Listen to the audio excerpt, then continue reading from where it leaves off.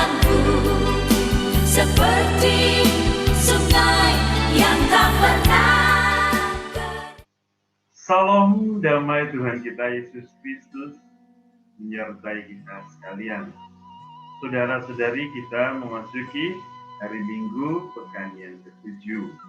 Dan pada hari ini gereja merayakan perayaan Hari Komunikasi Sedunia.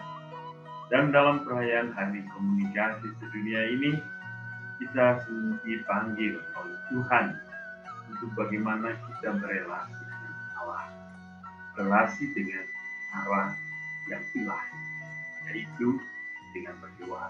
Dan hari ini kita mendengar bagaimana Sang Gembala yang baik berdoa. Kita akan merenungkan Injil Yohanes bab 17 ayat 11 sampai 19. Mari kita diundang untuk mendengarkan firman Tuhan, dan kita juga masih dalam novena kepada Allah Roh Kudus menjelang perayaan Pesta. Semoga Tuhan memberkati kita, dan semoga berita kita hari ini menjadi kabar sukacita bagi kita semua dan bagi Tuhan. Inilah Injil Yesus Kristus menurut Yohanes. Dalam perjamuan malam terakhir, Yesus menengadah ke langit dan berdoa bagi semua muridnya. Ya Bapa yang kudus, peliharalah mereka dalam nama-Mu, yaitu yang telah Engkau berikan kepadaku, supaya mereka menjadi satu sama seperti kita. Selama aku bersama mereka, aku memelihara mereka dalam nama-Mu, yaitu nama-Mu yang telah Engkau berikan kepadaku. Aku telah menjaga mereka, dan tidak ada seorang pun dari mereka yang binasa selain dia yang telah ditentukan untuk binasa, supaya genaplah yang tertulis dalam kitab suci. Tetapi sekarang aku datang kepadamu, aku mengatakan semuanya ini sementara aku masih ada di dalam dunia, supaya penuhlah sukacitaku di dalam diri mereka. Aku telah memberikan firman-Mu kepada mereka, dan dunia membenci mereka, karena mereka bukan dari dunia, sama seperti aku bukan dari dunia. Aku tidak meminta supaya Engkau mengambil mereka dari dunia, tetapi supaya Engkau melindungi mereka dari yang jahat. Mereka bukan dari dunia, sama seperti aku bukan dari dunia. Kuduskanlah mereka dalam kebenaran. Firman-Mu adalah kebenaran. Sama seperti Engkau telah mengutus aku ke dalam dunia, demikian pula aku telah mengutus mereka ke dalam dunia. Dan aku menguduskan diriku bagi mereka, supaya mereka pun dikuduskan dalam kebenaran. Demikianlah Injil Tuhan. Saudara-saudari yang dikasihi Tuhan, kita masih dalam suasana doa menjelang Pentakosta. Kita berdoa novena kepada Allah Roh Kudus. Dan hari ini kita semua merayakan perayaan Hari Komunikasi Sedunia. Pertama kita ingin berbicara tentang bagaimana komunikasi menjadi suatu sarana yang saudara-saudari, dalam suatu kehidupan, orang hanya bisa memahami kalau ada suatu cara komunikasi. Dan cara komunikasi ini harus baik, harus benar, supaya bisa dimengerti, bisa dipahami oleh orang lain. Komunikasi menjadi hal yang sangat penting dalam kehidupan keluarga. So, tanpa komunikasi kehidupan keluarga, kehidupan berkomunitas akan hancur. Kehidupan setiap pribadi. Komunikasi adalah sarana untuk menyampaikan berita. Dan untuk berita yang harus kita sampaikan adalah berita yang menunjang kualitas, yang berarti ada kebenaran.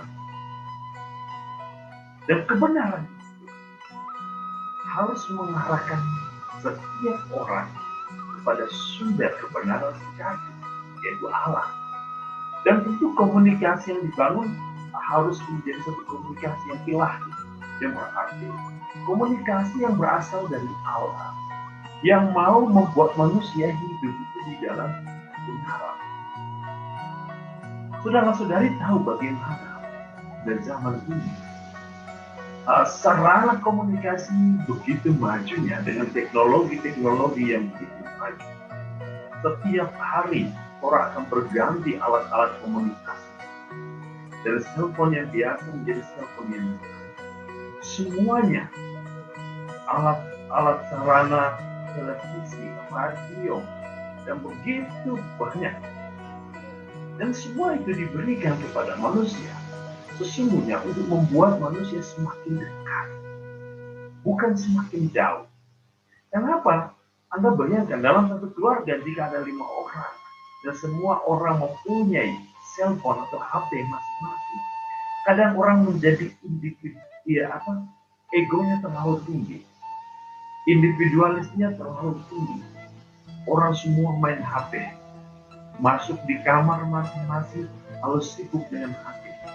Ada yang chatan, ada yang main game, ada yang nyakitan. Semuanya berurusan dengan diri sendiri. Semua orang menjadi atau ciri hidup manusia menjadi berpusat pada dirinya sendiri, yang berarti menjadi egosentris. Ini berbahaya di dalam kehidupan. Kenapa? Manusia tidak lagi memandang dirinya sebagai makhluk sosial. Akhirnya orang melihat dengan komunikasi yang canggih, orang menjadi manusia yang individualis, orang yang tidak peduli dengan orang lain. Ini harus menjadi perhatian. Yang kedua,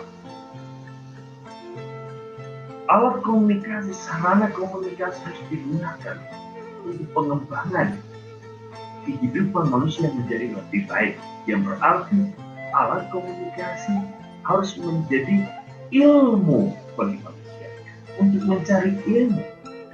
Yang sampai alat komunikasi, sarana komunikasi menjadi sarana kejahatan, di mana ada pornografi, di mana ada begitu banyak hal-hal yang menajiskan. Oleh karena itu, saudara-saudari, penting menggunakan sarana komunikasi untuk mengembangkan kepribadian, mencari ilmu.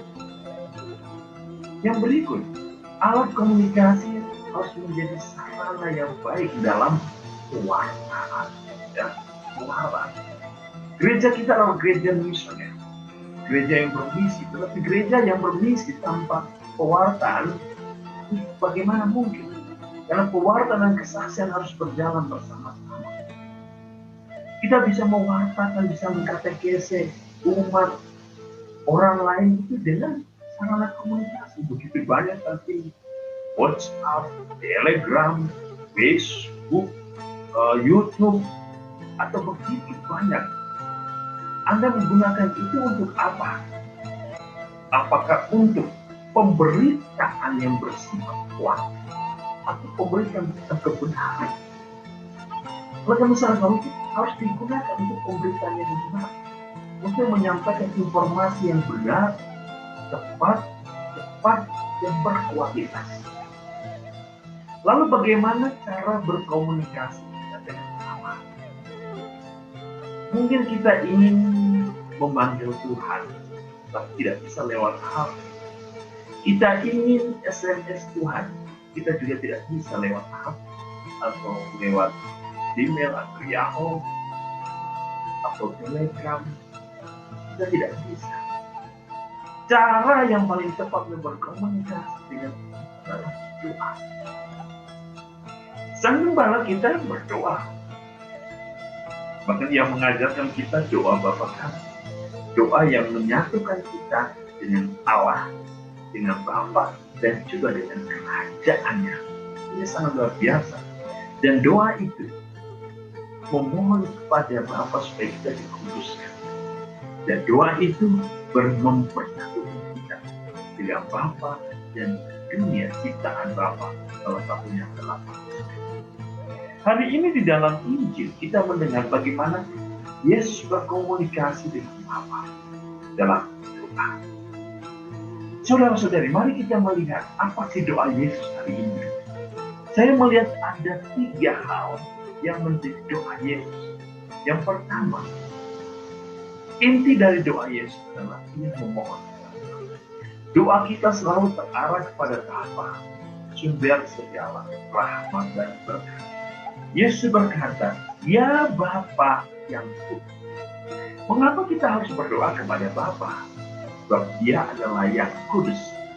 Dia adalah sumber segala cinta. Dia sumber segala berkat. Ya Bapa.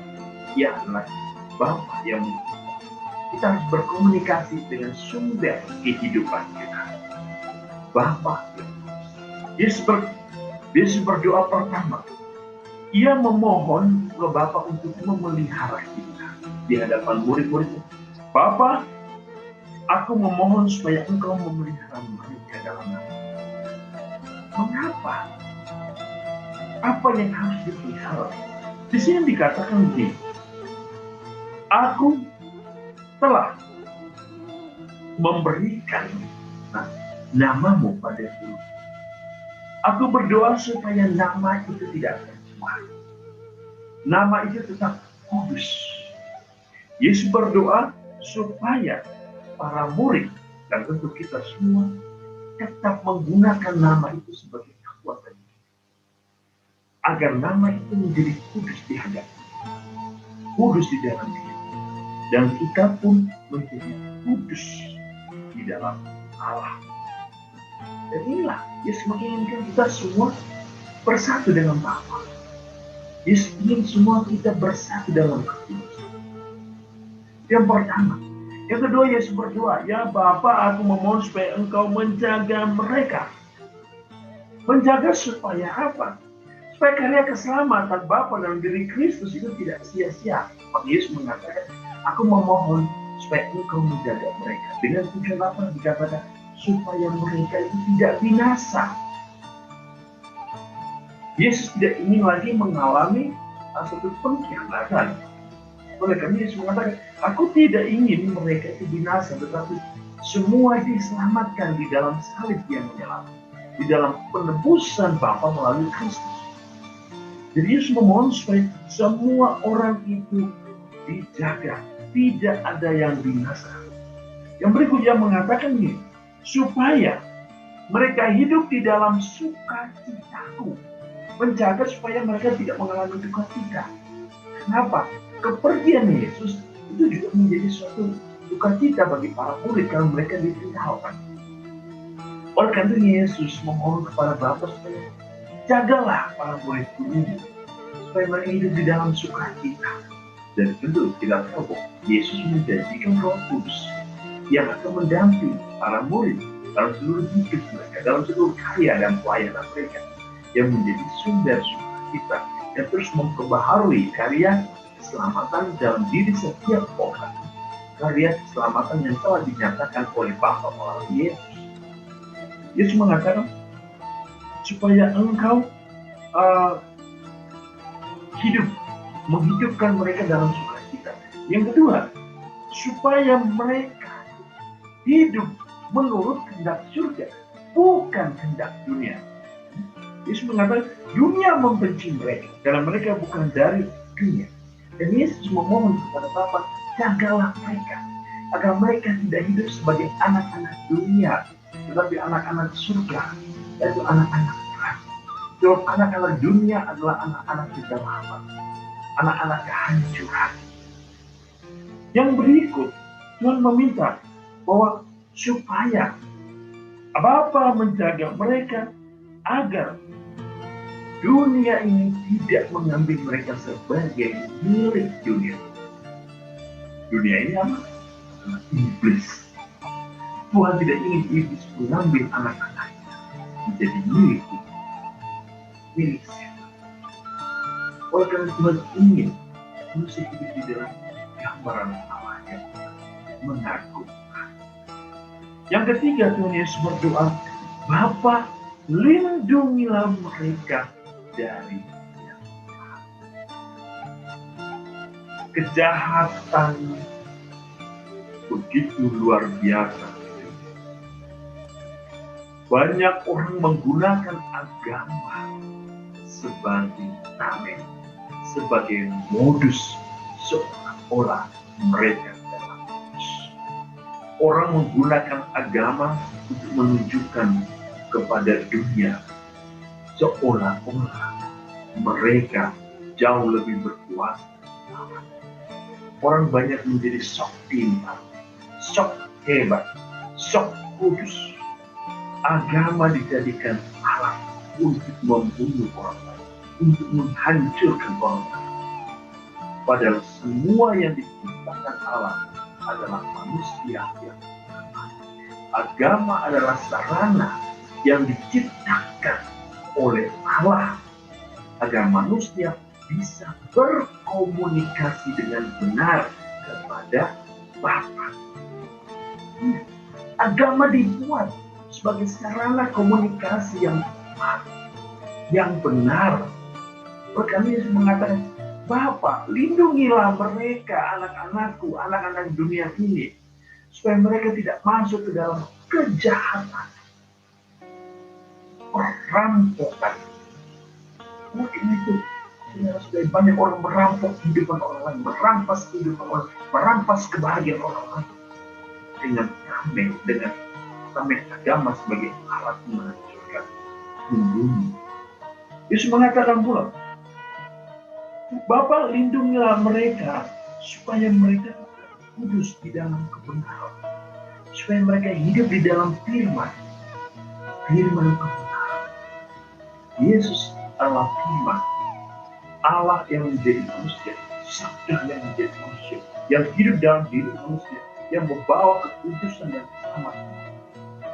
Sebab Tuhan ingin agar Allah atau Bapa melindungi manusia agar hidup dalam kekudusan. Kenapa? Kekudusan akan membawa manusia kepada keselamatan. Tetapi kekudusan itu hanya bisa dipahami kalau manusia memahami kebenaran Allah. Dan kebenaran Allah hanya ada di dalam setiap firman yang Ia telah sampaikan kepada kita, kepada dunia ini. Dan terakhir Yesus dalam doanya yang mengatakan, Bapa, lindungilah mereka di dalam karya pengudusan, di dalam karya pewarna. Seperti Engkau telah mengutus aku dalam dunia ini, maka aku telah mengutus mereka ke dunia ini untuk bersaksi tentang kebenaran, untuk bersaksi tentang firman Allah, untuk bersaksi tentang cinta Allah, untuk bersaksi tentang Bapa yang baik hati, Bapa yang murah hati, Bapa yang berbelas kasih, Bapa yang mengampuni, Bapa yang penuh cinta, Bapa yang membawa rahmat.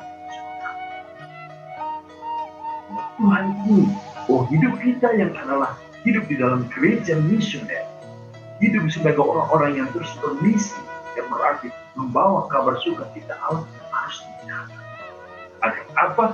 Firman, benih itu tidak dirampas oleh setan, tapi benih itu bertumbuh di tanah yang subur, di dalam hati yang subur, pikiran yang subur, jiwa yang subur, kehidupan pribadi dan orang yang subur. Agar benih firman Tuhan tumbuh, berkembang, dan menghasilkan buah. Inilah doa sang gembala. Sang gembala ini, kita berkomunikasi dengan benar dalam hidup. Dan tentu doa kita, kesaksian hidup kita adalah komunikasi yang membawa kita kepada kesaksian. Semoga Tuhan yang selalu berdoa bagi kita agar kita tetap hidup sebagai anak-anaknya, kita juga tidak pernah lupa berdoa. Berdoa dengan penuh iman di sang gembala yang berdoa dengan cinta bagi kita. Tuhan Yesus memberkati kita dengan berkat yang berlimpah dalam nama Bapa, Putra, dan Roh Kudus.